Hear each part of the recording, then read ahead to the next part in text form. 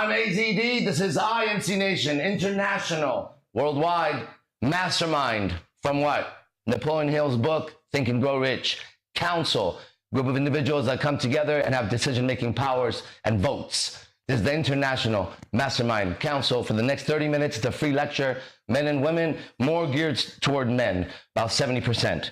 After this class, I go into a special class called the Players Club, by invitation only. If you guys are in there, then that's 100% for men. After that, I have a class called the Messengers, and that's me teaching what you're about to experience for the next 30 minutes. Some real magic of communication that you can't escape from. You don't want to. You want to be part of it. Today, Arash Dibazar, the speaker, is going to be breathing truth. So, let's see what that's like. See if you agree or disagree, okay? Oh no. See, I just opened it up, right? I just opened it up and I looked down and I read it. Now I look at, because they're all numbered. Guess what number I picked? What is it? No, but that's a good one. What other number? 369. I mean, you know I didn't pick it. You saw it. I looked at you and bam, bam, what? 369. That's another good one, but it's not it. Fuck. 111. Oh no. 666. No, those are all good. No, it's 69. It's the 187 on the motherfucking pound. 187. Passage 187, which is the code for murder, was the case that they gave me, because I'm about to murder your ego and kill all the fake gods that own your soul right now. You have to release yourself from those fake gods. Here we go. 187 on the motherfucking God. You heard? By personal observation. By personal observation. This is my observation. See if it's true for you. That's what I'm asking you. And by studying the history of our planet. Now, maybe you haven't done that. I've taken the time to do that. On many different levels, right? You too, right? You're a scholar of this. That's what I'm saying. I studied it. This is Yogi Chris, captain of IMC Nation, one of my best friends. You know, I found out I was wrong many times. So it seems like an endless study. Just keeps going. Right? Yeah. Until we find the truth. Once we have the answer, we can stop studying that and go to the next thing. That's how we know we don't know yet. Because when you know the answer, it solves the equation. No more questions. Right? But he's a historian, so am I. So we dive into the books of our ancestors, find books that were hidden, and try to make sense, right? So by personal observation and by studying the history of our planet, some of you have, some of you haven't, and by examining your own or my own childhood growing up. So let's take a moment and just kind of scan your childhood. You can do that in your mind, right? Fast forward, get the vibe of it. Okay, so I use these three things to measure what I'm about to say next. By personal observation and by studying, and I study, like study, right? Studying the history of our planet and by examining your own or my own childhood growing up, you will come to recognize, to see for yourself again, that the majority or the group thinking process, for example, your family had a group thinking process during the holidays. Okay, that's one. They had a group thinking process during religion, maybe. They had a group think, okay, that's family. And then in school, the people, you know, like the popular people or whoever the group that was against you had a group thinking process. It was almost like a hive mind, if you could see it, right? Look back, and this is to observe something that's already there, but with a language that makes you analyze it better. And that's the technology here. It's technology of communication. That's what I hold, okay? I hold a master's degree in that one. From way up there, though. Way up there. I can show you now. Okay, and I will show you today. That the majority of the group thinking process, so there was a family, was a group, that was a group. I was in a martial arts team, right? You was in a wrestling team. There's a group thinking process, right? If you belong to a political party, there's a group thinking process, right? Right. That the majority or the group thinking process is always, ready? Is always more insane and unfair in that in a group, you have idiots as well as geniuses. Isn't that true in IMC Nation? We have idiots as well as geniuses, right? Listen to this. And you have criminals as well as saints. Isn't that true? Haven't we in our own culture called IMC not witnessed that? Yep. Criminals and saints. Trying to come to an agreement. If you have a group of 10 individuals in a room, they will vary in IQ, how intelligent they are, how quickly they can solve problems. And experiences, right? He's traveled the world as a yogi. He's seen things, had conversations, right? That if he wrote about it, I'd read it. If he blogged about it, I'd listen to it. Because I'm interested in that experience, right? And I could go do that, but then I have to stop doing what I'm doing. Or I could befriend somebody and through the use of language, transfer the feelings that I would want. I don't want to go travel for fucking 9 years. But if I traveled, there are certain things I'd want to know. Did you talk to that yogi? What did you see? What did you hear? What did you feel? Did you come back with any treasure? Are you willing to share the treasure? Right? That would be a good conversation. And in exchange, let me give you my travels. Right? So then you have a colleague you could talk to. But if our travels don't match in any field, right? I could be this much experience here, but zero experience here. Right? So when it's talking about this, if I'm talking at this level, then I'm no longer talking to a colleague because the person can't measure what it's like. Right? You don't know. You and I don't know what it's like to walk in the streets of India unclean in body and, don't know if you're going to eat that day or not because you have no money, but you make it happen. He's had that experience, right? He doesn't have that experience now. No. But dude, like that, how do you go through that? And that's the art of conversation I'm teaching you. I told you you're going to see the demonstration, right? You said, wow, let's hear it. Well, I mean, just the way you described it, it's true. And as you were saying it, I remember there were these cows that were tied on the side of the street. They had a lot of these, and they were in the sun, and it was very hot. Right? Yeah. It's close to the equator where I was. Wow. And man, I just felt so bad for these fucking cows. They're like, in the fucking sun. So I'm walking, like you said. I mean, I was dirty and smelly and had no money I was living on rice. He was like a homeless guy in India, chose that life to go study yoga. It would be good to sit at his feet and listen to those experiences. But I don't want to hear some other shit that he doesn't have experiences on. I don't want to know those opinions. Those opinions haven't been earned in what he's saying right now. Yeah. Yeah. And so I had this thought as I'm walking to the Shala, the place where I practice. It's like a 2-mile walk or something. A 2-mile walk. I do a 30-minute walk every morning. And by the time I get here, I'm tired. I am. What a shitty walk. This thing burns you, man. It's like the Vegas sun or something has a whole different sucking power. Yeah. And maybe giving power. I don't fucking know. I haven't got to that one yet. So anyway, I make this resolve that I'm going to set this cow free. You're going to set the cow free? If the cow is still there and feeling tortured on my way back. Because it's like an 1.5 hour practice. It's going to be like 2.5 hours. Now he's going to turn criminal to save a cow. I thought they worship cows. Well, that's the thing. So in this particular city, there were a lot of Muslims also. And so they eat cows. The cow was they all had Hindus, Muslims, and I think in that city it was a lot of Jains. Hold on, let me ask you a question here. So you have people that worship a cow and people that eat a cow living next to each other? Now check this out. Only human beings have the morals and ethics to be able to survive next to each other at that level. Now imagine that in the jungle now, take out humanity out of it. One worships a thing the other one eats, but they can still get up in the morning and their children can go to school. This is what makes us greater than those animals. It's a big deal. Do you get that? Yeah.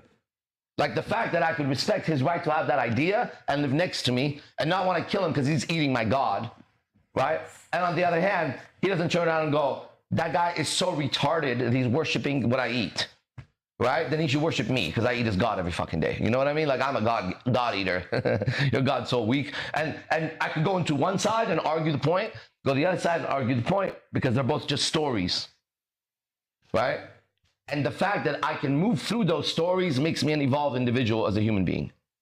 And whoever is stuck in any of those, then that's exactly what you are. You are stuck in any of those. And your freedom is to unstick to any idea or belief. So you can move freely through them. But they must have something in common if you want to survive right. They have to have the same values in them. Right? So if that guy worships the cow, and you get to the sense of worship means that the cow represents God, got it? And then the Muslim on this side is eating the cow because God, higher power, is telling him to eat the cow. They can both agree that both are doing something with the cow for a higher power. Now, okay, the values is what I'm seeking, not the differences. The difference is it depends. What if you were born in the desert and somebody else was born in Alaska in the ice or some shit, Antarctica, right? It doesn't make sense that you and I would evaluate the world the same way. We shouldn't even have the same words. I don't know what snow is and you don't know what sand is, okay? Or whatever, I'm making that up, but you get the idea, the analogy, right? And that's what, in communication, there's a technology called analogy. And when you speak, you need to use analogies like I did so people can understand you better. Otherwise, you're a boring school teacher who's just spitting information. Why do I need your information when I can Google way more than your information, better than your information? What information can I give you, right, that you can't Google? I'm doing it. My own experience, Google can't tell you. Right? Google can't tell you what I have experienced. Right? It would have to listen to this lecture and then tell you what I said in this lecture. But it couldn't deliver to you the feelings of what it was like. You understand, right? Yeah. Now, let's say this was his lecture, and he decided to go further into the cow story. He could tell us what time he woke up and the last time he took a shower, where he walked out of, what he was wearing, if his stomach was growling, how that sun was affecting him, the feelings and thoughts he had when he looked around and saw a man. Is that his cow? The consequences of taking the cow, how he faced that consequence inside before he did the move. Now I'm getting wrapped up into the story. Why? Because he's demonstrating it's not just untying the cow, it's the values inside that I can resonate with. Now I get absorbed in the story, right? As you've been absorbed in this story that I'm saying. And I'm not telling my story yet. I'm just using communication to speak properly, proper communication, to deliver a message worth listening to. That's proper communication. It has to be worth your attention. It has to be worth your interest. It has to affect the listener in a way that the listener invests something that's valuable to them. We went out last night. We hadn't gone out in about 5 days. And that's the difference. As I'm looking around, one evaluation I'm having is how much of the conversations being had are worth listening to the two people having the conversation. Meanwhile, the conversation I'm having is so incredibly deep that it may have been the deepest conversation I've ever had with a person I don't know at all. Okay? It was dope. Back to the story of the cow. Yeah, it's dope. You know, Yes, there were a lot of experiences I went through when I'm looking at this cow tied up to the railing, sun beating on me, walking to this thing, feeling bad about the cow and its calf also was tied up, both of them. I wonder if the cow was communicating to you at that moment. I don't know. Like, save me, motherfucker. I don't know. It might have been. Who knows, right? I remember when it trotted off. So basically, I go to the shop, I do the practice on the way back. The cow's still tied up. It's still under the sun. No way. And it's just tied up with you don't need much to tie up a cow. Just a rope that it can't break. But, yeah. Loose over fucking knot. Yeah. Easy. Even knowing that are words to you and I, but to him, it's his hand on a rope. Yeah. Do you get the difference? It's cool if you could be in the story because you get to experience it. There's rope. Yeah. And I got that, but I got that differently. It's like a rope the thickness of your thumb, maybe. Right? Easy. Nice. Twined rope and wrapped around in a loose knot or whatever. And I debate. I think I walked past it by about 10 steps, and I debate. I think about it. Wait, who do you debate with? Myself. Yeah. Like, should I do You're this? debating with somebody. I'm a foreigner in a foreign land. Like I'm the white guy just walking up and down this. This was not necessarily a tourist city. So I have a code for the white man. You could get away with anything in any country, right? But you better say I'm white and I'm proud, right? Then you're scary. Then go ahead. Yeah. Just stay white. Go ahead. Well, I mean, the point of the story. And then there's, the main, basically, I untied this cow and its calf. Yeah. And they fucking trot off and across the street. And you saved the baby. I saved the baby. And it just It takes 4 steps and the tiger jumps on it. it's like a fucking car hits it because it walks across the street into this alleyway or whatever. Suck, dude. And I remember the calf like running after its mom, and they're just like, and they're kind of skinny. They're big, but like the ribs are showing. Ew. And it walks down like a the stripper. alleyway. The crowd. It's like a market over there on the other side of the street. It just kind of disappears among the people. Wow. But really, the point is that as you were saying this about his experiences and 9 years traveling and this and that. And I remember at the time it was such a struggle, and I wasn't appreciating it as much as I do now looking back, because it's like if I could instantly teleport to that time and place, I would appreciate it so much more, because at the time I was going through all these struggles and hungry and money and these things. And it's like, wow, what a beautiful experience I was in, the geography where I was, and just Whatever you're going through, that's it. Man. In the future, you're going to want to go back and extract all this. Do you get it? That is going to happen. If you're on our process, for sure, because you evolve. And when you evolve, the experience that you had is what used to hurt you doesn't hurt you. So you then go back and you admire. Eventually, you admire it. Right? First, you kind of analyze it for the first time. Like, well, I've never really looked at that before. I'm going to fucking look at it now. But you were never strong enough to look at it. Now, you're strong enough where what was right under your awareness, subway, under the ground, right? Submarine, under the water, right? So just get the words. Your subconscious, right under your conscious, right under your awareness, there's another awareness, right under it, right? And you become more and more conscious and more conscious, and you become stronger and stronger. And what was right under starts to surface up. So the process of becoming more and more enlightened, more in the light, right? It's facing more and more of your own darkness as it shows up, little by little, right? It's not easy. You have to go through hell a lot, right? You're going to be changed, but you want to be changed because you're suffering. So you could go change the world, or you could change you. Try changing you and watch, you suddenly are in a parallel universe. Okay, now check this out. I have a deep question here, okay? You said the cow was mooing when you went by. Was mom cow mooing? All right. Was baby cow mooing? I don't remember, but mom cow for sure. Yeah. All right. Let me show you what I heard. All right. See if you can play along. Were there any other cows in that area? Not on that railing. They were tied to a railing. Other cows in the city, but In not the city, but not right there. Yeah. I'm just trying to find something out. I'm a cow. I'm tied up, and there's my baby. And I'm going, moo, moo, right? There's no other cows, so I'm not communicating to any of the cows. Doesn't look like baby and I are in communication. Moo, moo, moo, moo, right? It ain't happening. I'm mooing somewhere, right? Now I'm going to try to make sense out of why I'm a cow suddenly moved to moo. Maybe I'm saying, help, help, right? Maybe I'm saying, I'm uncomfortable. I'm uncomfortable. Maybe I'm saying, I have a baby. I have a baby. Maybe I'm saying, where the fuck is everybody else? I moved to say something, and I'm uncomfortable, and when I'm untied, I don't stand there and moo anymore. So I'm definitely mooing. I'm saying something. Moo, moo. Now, all of those are my human thoughts. I'm now not going to be a human. Let's see. Moo, moo. All right. It sounds like the same thing I do when I'm in distress and no one can help me. I cry out to God. Now, ready? I'm a cow. Moo, moo. God is there. He is, as a human being, more evolved because he's there seeking union of yoga with God. That's what yoga means, right? With God consciousness. Many people walk by.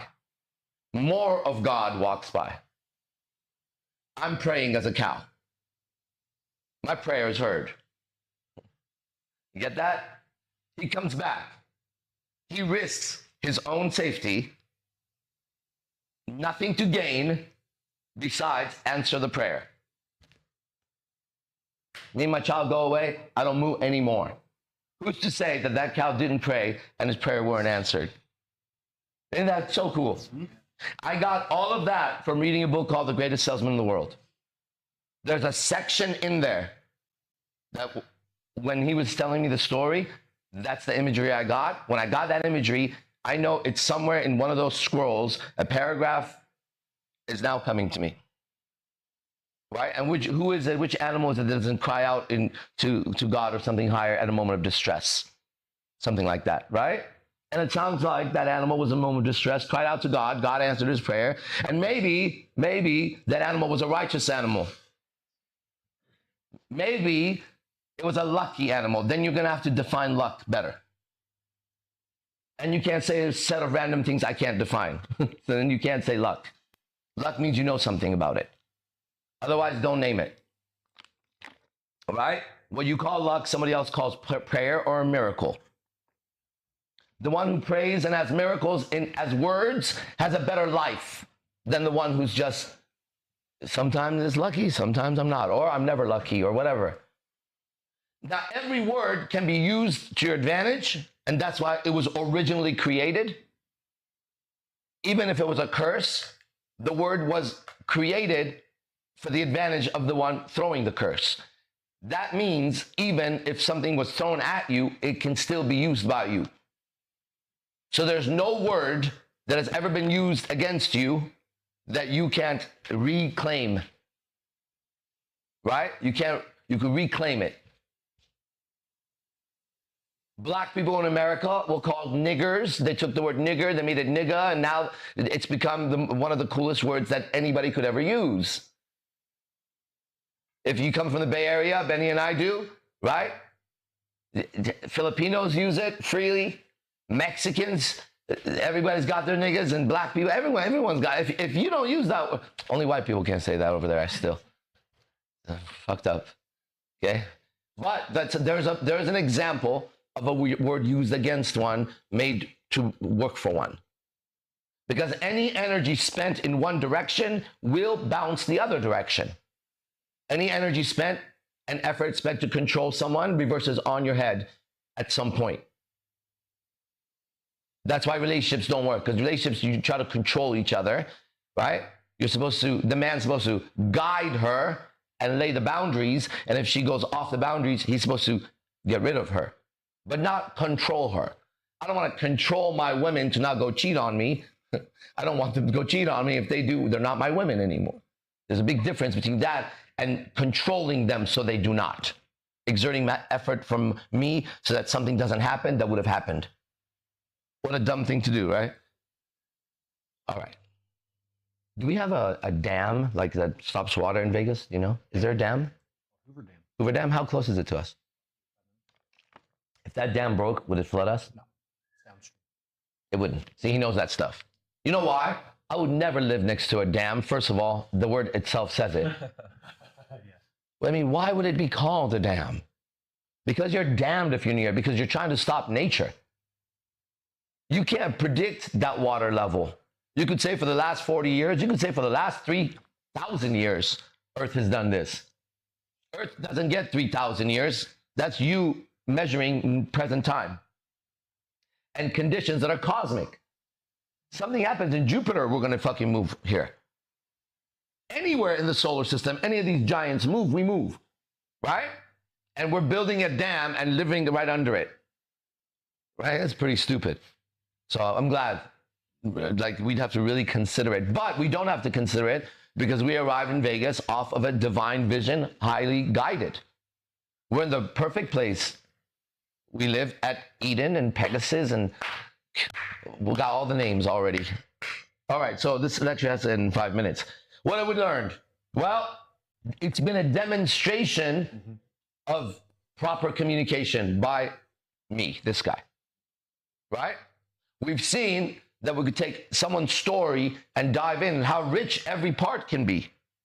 But if you go back, you also notice as he was telling the story, he was elevating. I was elevating. And that's what a conversation is supposed to do. You're supposed to take one idea, a particle, and bounce it like a ping pong with each other. But you don't want to spike it where the other person can't take it. Bad communication. I want to do that if I have an enemy. Pow. No, what I want to do if I have an enemy is put the paddle down and move over. And if my enemy moves over a table, I got to say one more time, I'm going to move over. If he moves over again, I'm going to spike that fucking ball in his face so he can't return the ball anymore. Okay? Maybe just one time over. I don't know. Depends on the intensity of it. Okay? But that's self-defense. Self-defense is avoiding that person. Okay? And we're into self-defense. That's my advanced class, is the self-defense of the mind and the spirit. Meanwhile, we're working on the dojo, the martial arts academy here. And I'll be teaching all of this. Come to me for the philosophy of martial arts and come to me for technical expertise. But don't come to me to be a fighter. All right? Much better places around here.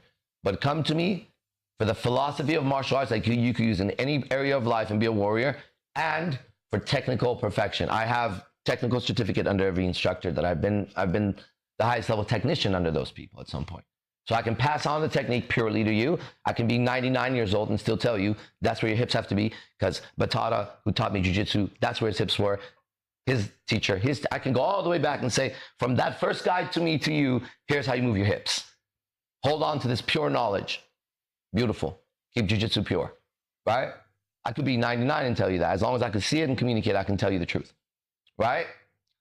Come to IMC Martial Arts Academy coming up in Vegas for that reason.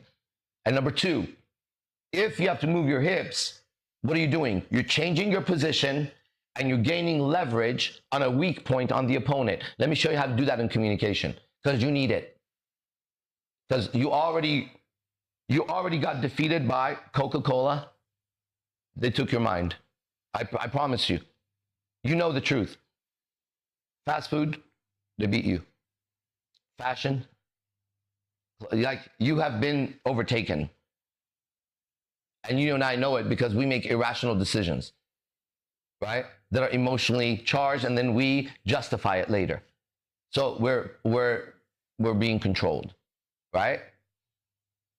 You can always go back. Before studying IMC Nation, eating McDonald's was just eating McDonald's. After studying IMC Nation, eating McDonald's was no longer just eating McDonald's. After you enlighten in the IMC Nation, eating McDonald's is again just eating McDonald's. You want to go through that progression of Zen. You want to get stuck in the middle where you can't live in this world, right? Have you ever seen those enlightened people that you can't say one negative word around because you'll manifest negative shit around them? Like, I actually don't like that. Women that they're on their last breath, right? Yeah.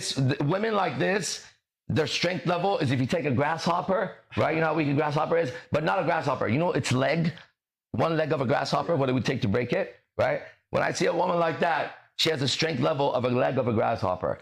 It is like she's saying to you, one tiny particle of negativity from you can break my entire world.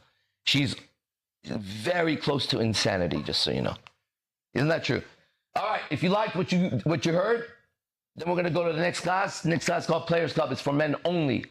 Women, I recommend you have a space for you to go talk as women. Electra, my girlfriend, she has that space. If you want it, just message about that. Send your girls over there. Okay? Guys, we're going to go to the Players Club, all right? Yogi Chris will tell you how to get there. Sir, Zay posted the link.